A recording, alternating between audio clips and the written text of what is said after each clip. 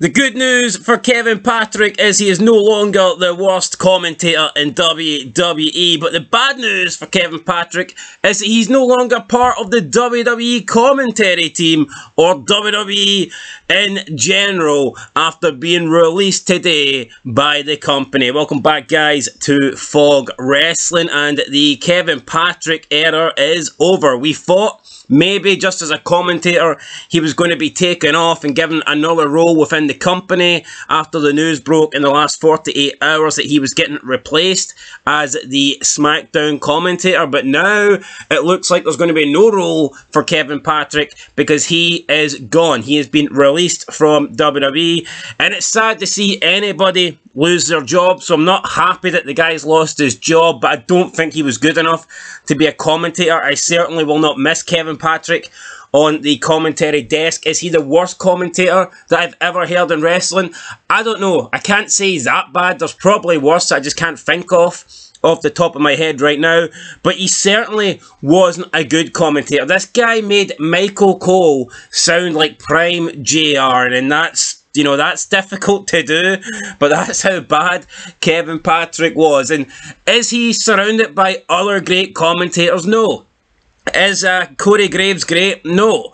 But I just think when you look at Kevin Patrick and you look at the current four-man setup, you've got Cole, Barrett, Graves and Patrick. And even though I do not like Corey Graves and I think Wade Barrett is okay at best, they were just levels above Kevin Patrick. They were so much better than Kevin Patrick. And I think when Kevin Patrick is making Corey Graves sound good, then he's got to go. The writing is on the wall and he has been released by WWE. Now, they did try and push this guy as a commentator. They wanted him, I think, to be the next Michael Cole. They even had him be groomed by Michael Cole, essentially, having Michael Cole sit in that three-man commentary booth. Basically, Michael Cole would hold his hand and try and get him from the start of the show to the end of the show. The guy was given a chance on his own initially, but then when that wasn't working, Michael Cole was called upon to try and turn Kevin Patrick into a half-decent commentator. However, it did not really work, and at the start of the year, WWE decided they didn't want any three-man commentary booths. They were going to go for the duo setup, the two-man setup, the two-man power trip, but without Triple H and Stone Cold Steve Austin. And I mean, the two-man power trip, it didn't really work for SmackDown. It did not really work for Kevin Patrick. So yeah, he has now been released, and only a couple of months ago, Cole's record of being on SmackDown from day one to now is done because he was moved solely to Raw to be a Raw commentator. But you've got to feel like with this news, with Kevin Patrick now gone, I believe Michael Cole will be brought back to SmackDown. Now, is it a long-term solution? I'm not too sure.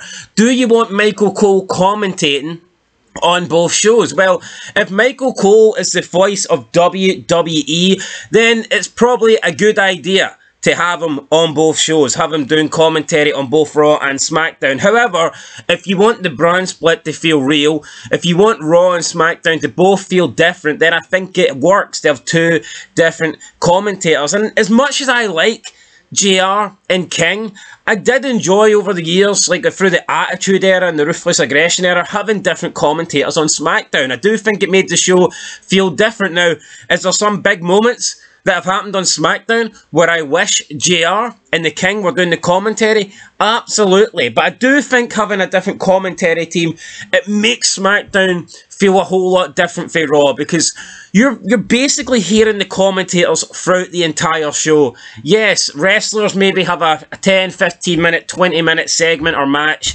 but the commentators are from start to finish. So I do think having different commentary teams makes the shows feel different, and I would like to see someone other than Michael Cole get this gig, be the SmackDown commentator going forward. Who's it going to be?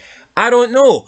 Probably make a list, I think, in the next couple of days, maybe 5 commentators that could replace Kevin Patrick on SmackDown. But right now, it's going to be Michael Cole that replaces him, and Michael Cole is going to be back doing commentary duty on the SmackDown brand. Now, they have got Vic Joseph on NXT. I wonder if WWE will think about calling him up. Maybe have him work with Cole, maybe go back to a 3-man booth at the moment, and then when Cole and Vic Joseph have worked long enough together, maybe give Vic Joseph a chance to go out on his own, or maybe just call him up and let him sink or swim, you know.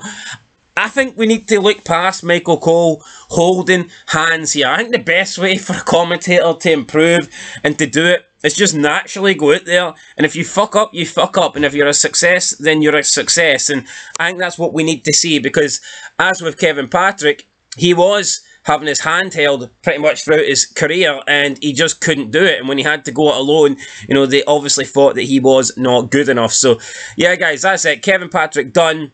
Released from the WWE. I mean, could he have done a job backstage as an interviewer, as a pre-show host? I mean, maybe those were possibilities, but for some reason, he has been released. Is there heat with Patrick in WWE? Who knows? Or did WWE just not think the guy was going to be any good? I'm not too sure, but it's a bit of a strange one that they've just decided to release this guy when they were obviously trying to push him as the next face of the commentary booth in WWE. So yeah, guys, there you go. Kevin Patrick has been released for WWE, and now we need to wait and see who will replace him on SmackDown. That's it, guys. Catch you in the next one. Till then, though, peace.